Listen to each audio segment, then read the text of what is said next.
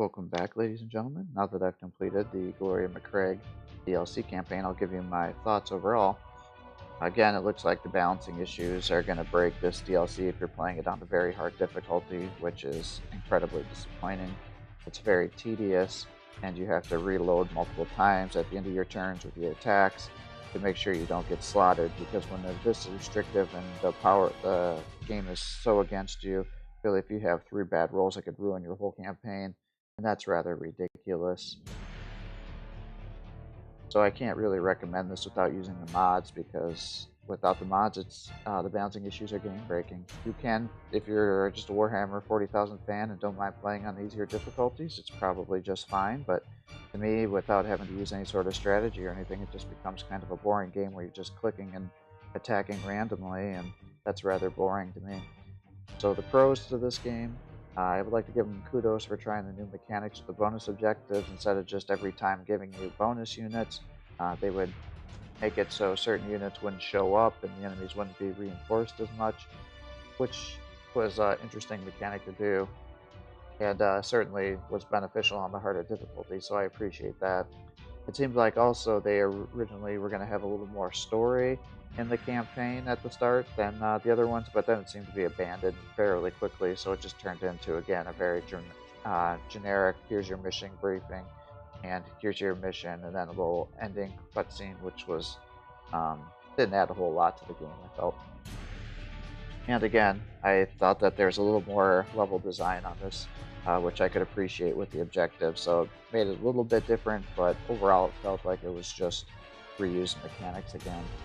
The cons for the game is the Ultramarines really have no special features.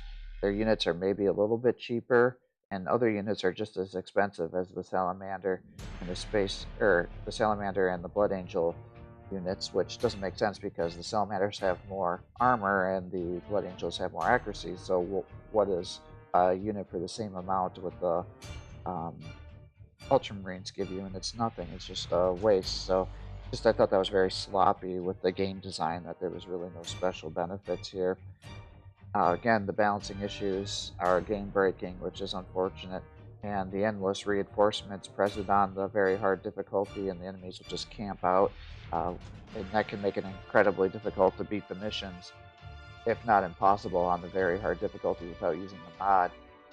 I mean, you could see even with the modifications, there were points where there'd be Gretchens that are like 160 models, and I'd be attacking it with 6 different Ultramarine units, Terminators, all that kind of stuff, and they just couldn't kill the Gretchen. And without the modification, I wouldn't have been able to kill those units, and that would have caused me not to be able to get the bonus objectives. So that's just really poor planning. So again, fairly disappointing.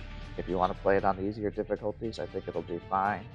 But what's the point in that if it's not going to be a challenge at that level? So again, really disappointed in Slytherin's DLC campaign. It's only for a few dollars. If you want to just try a game and easier difficulty to kill some time, I think that would be fine. But overall, I can't recommend this. Hopefully this helps you and gives you an idea of if this would be a game that you'd want to play, give you some general ideas of the strategy after watching this walkthrough if you do want to try to beat it on the very hard difficulties. Thank you for watching my playthrough and listening to my rant at the end with the summary. Have a good day.